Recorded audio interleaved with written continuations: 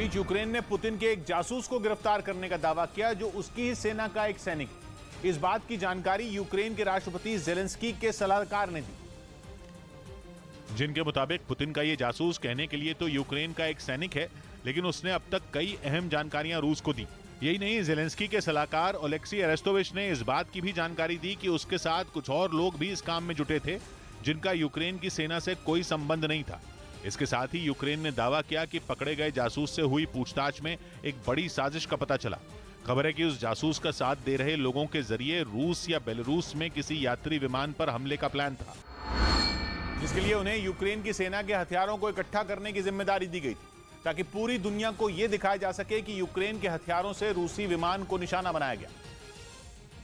यही नहीं, जेलेंस्की के सलाहकार ने यह भी दावा किया कि पकड़ा गया जासूस यूक्रेन की सेना के अधिकारियों का विश्वास जीतने में भी जुटा था, जिसके तहत उसने न केवल रूसी सेना के काफिले से जुड़ी कुछ जानकारियां दी, बल्कि पुतिन के वफादार चेचन कमांडर रमजान कादिरोव के लड़ाकों के बारे में भी उसने बहुत सारी बातें बताई थी।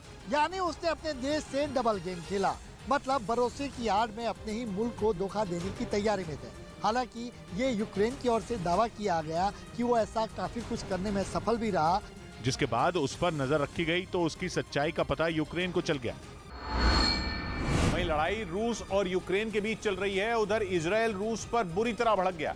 एक दिन पहले रूस के विदेश मंत्री ने यूक्रेन के राष्ट्रपति की तुलना हिटलर से करने के चक्कर में हिटलर को ही यहूदी बता दिया था, जबकि हिटलर ने यहूदियों का वजूद खत्म करने के लिए उन पर क्या क्या जुल्म ढाए ये पूरी दुनिया जानती है। रूस के विदेश मंत्री के इसी बयान पर यहूदी देश इजराइल ऐसा आग बबूला हुआ कि उसने रूस को माफी मांगने को कह दिया, और वो इजराइल में रूस के राजदूत को तलब भी करने वाला है। इजराइल के प्रधानमंत्री नफ्ताली बेनेट ने तो रूस के विदेश मंत्री को आड़े हाथ लिया और उनके बयान को झूठ बताते हुए कहा कि उसका मकसद यहूदियों को उनके ही खिलाफ हुए भयानक अपराधों के लिए जिम्मेदार ठहराना है। असल में इजराइल के गुस्से की वजह है रूस के विदेश मंत्री सर्गेई लैवरोव का वो बयान जो उन्होंने एक दिन पहले इटली के एक न्यूज चैनल को दिए इंटरव्यू के दौरान दिया था। इंटरव्यू में उन्होंने कहा था कि हिटलर के अंदर भी यहूदी का खून था। ऐसे में जब रूस ने यहूदियों से नफरत करने वाले हिटलर को ही यहूदी बता दिया तो इजराइल गुस्से से फट पड़ा। वैसे यूक्रेन रूस की जंग में हिटलर की एंट्री इसलिए हुई क्योंकि पुतिन ने यूक्रेन पर हमला ही यह बोलकर किया था कि उनका मकसद यूक्रेन को नाज़ियों के चंगुल से आजाद कराना है। रूस यूक्रेन के नेताओं को नाज़ी मानता है, और उसके इसी दावे पर इटली के न्यूज चैनल ने रूस के विदेश मंत्री सर्गेई लैवरोव से पूछा कि जब यूक्रेन के राष्ट्रपति व्लादिमीर जेलेंस्की खुद एक यहूदी हैं, तो फिर पुतिन ये कैसे कह सकते हैं कि वो यूक्रेन से नाज़ियों का राज खत्म करना चाहते हैं। इसी पर सर्गेई लैवरोव ने ऐसा बयान दिया कि विवाद खड़ा हो गया। उन्होंने कहा कि क्या हुआ अगर जेलेंस्की यहूदी हैं? इससे ये सच नकारा नहीं जा सकता कि यूक्रेन में नाज़ी हैं। मेरा मानना है कि हिटलर में भी यहूदी खून था। इस बीच खबर है कि पुतिन मजबूरी में यूक्रेन में छेड़ी अपनी जंग की कमान छोड़ सकते हैं। मजबूरी में इसलिए क्योंकि रूस के एक मशहूर टेलीग्राम चैनल ने दावा किया है कि पुतिन को कैंसर है, जिसकी सर्जरी के लिए कुछ दिन के लिए उन्हें काम से दूर रहना होगा। ऐसे में वो अपनी गैर मौजूदगी में यूक्रेन की जंग को कंट्रोल करने की अहम जिम्मेदारी अपने एक वफादार और रूस की खुफिया एजेंसी एफएसबी के पूर्व डायरेक्टर को सौंप सकते हैं, क्योंकि दावा है कि पुतिन को पेट का कैंसर है और डॉक्टरों ने उन्हें सर्जरी कराने के लिए कह दिया। बल्कि बताया गया कि बीते 15 से 30 अप्रैल के बीच पुतिन की सर्जरी होनी भी थी, लेकिन पुतिन ने उसे टाल दिया। अब हो सकता है पुतिन यूक्रेन में अपना इतना कुछ दांव पर लगा चुके हैं कि वो किसी भी हाल में जंग से अपनी नजर हटाना नहीं चाहते। लेकिन माना जा रहा है कि पुतिन की सर्जरी 9 मई से पहले तो अब नहीं होगी, क्योंकि हर साल 9 मई को रूस में विक्ट्री डे परेड होती है, जो कि वहां बहुत अहम तारीख है। और इससे पहले यह खबर भी आई थी कि पुतिन ने अपनी सेना को यूक्रेन की जंग जीतने के लिए 9 मई की डेडलाइन दी है। इसलिए हो सकता है कि 9 मई के बाद पुतिन सर्जरी के लिए जाएं। और रूस के टेलीग्राम चैनल का दावा है कि इस दौरान वो यूक्रेन की जंग से जुड़ा हर फैसला लेने की अहम जिम्मेदारी अपने खासम खास निकोलाई पात्रुशेव को सौंप सकते हैं, जो कि रूस की सिक्योरिटी काउंसिल के सेक्रेटरी हैं और रूस की खुफिया एजेंसी एफएसबी के चीफ भी रह चुके हैं। पुतिन पात्रुशेव को बरसों से जानते हैं। कहा जाता है कि 70 साल के निकोलाई पात्रुशेव बेहद कट्टर विचारधारा के हैं और जंग के हिमायती हैं। ये वही पात्रुशेव हैं जो ये तक कह चुके हैं कि नेटो का साथ यूक्रेन के टुकड़े टुकड़े कर सकता है।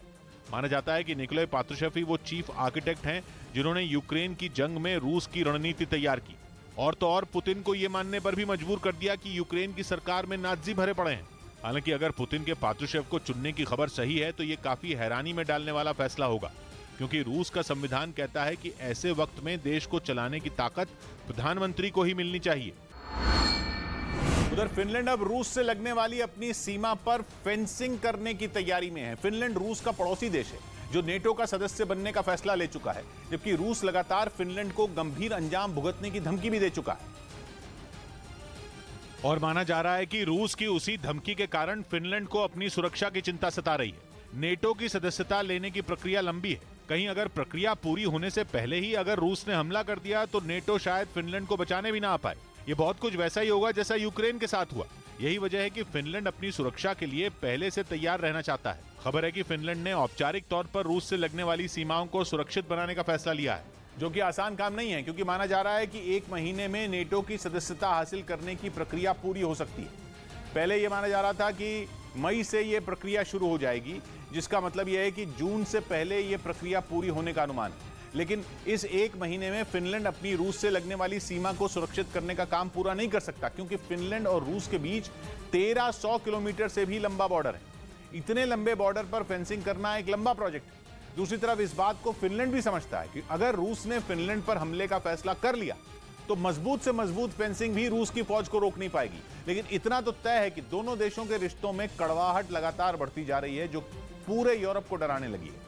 लगभग ऐसी ही स्थिति फिनलैंड और रूस के पड़ोसी देश स्वीडन में भी है, जो बहुत जल्द नेटो का सदस्य बनना चाहता है।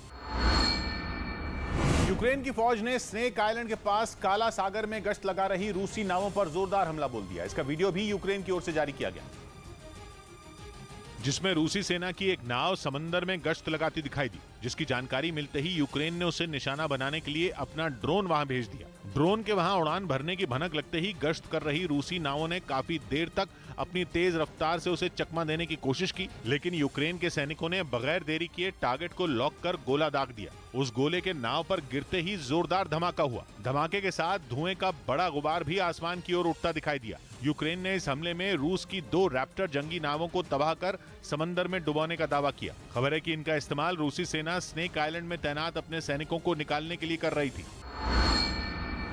जिन्हें रूस ने स्नेक आइलैंड के आसपास के इलाके में गश्त और सर्च ऑपरेशन के लिए तैनात किया, क्योंकि मशीन गन से लैस ये नाव किसी छोटे जंगी जहाज से कम नहीं होती और दुश्मन के हमलों से बचाने के लिए इसकी खिड़कियों पर 39 मिलीमीटर मोटा बुलेट प्रूफ शीशा लगा होता है, जबकि इन नावों में बैठकर 20 सैनिक एक साथ गश्त पर निकल सकते हैं और 23 टन वजन वाली ये नाव समंदर में करीब 90 किलोमीटर प्रति घंटा की रफ्तार से दुश्मन का पीछा कर सकती है। यही नहीं, इसकी मदद से करीब 2 किलोमीटर दूर मौजूद टारगेट पर सटीक निशाना साधा जा सकता है। वहीं एक बार ऑयल टैंक फुल करवाने के बाद यह समंदर में करीब 500 किलोमीटर की दूरी तय कर सकती है। वहीं 67 दिनों से जारी जंग के बाद यूक्रेन के घोस्ट ऑफ कीव का सच सबके सामने आ गया। असल में कीव का भूत यूक्रेन की सेना का एक पायलट है, जिसे लेकर यूक्रेन ने यह दावा किया था कि उसने जंग के मैदान में अकेले दुश्मन के 40 लड़ाकू विमानों को मार गिराया और दावा किया गया कि उनकी वजह से ही रूसी सेना कीव पर कब्जा नहीं कर पाई थी। लेकिन अब यूक्रेन के इस जांबाज पायलट की पहचान सबके सामने आ गई।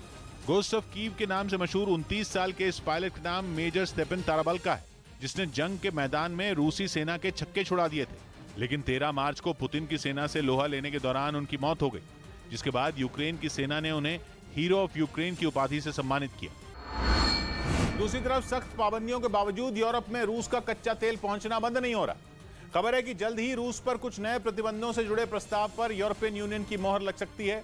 खबर है, नया प्रस्ताव रूस से ज्यादा यूरोप के देशों पर ही चाबुक चलाने वाला होगा, जिसके तहत यूरोप के देशों को रूस का कच्चा तेल खरीदने से रोकने की कोशिश की जाएगी। मतलब ये कि प्रस्ताव पारित होते ही यूरोप के देशों पर नई तलवार लटकने लगेगी।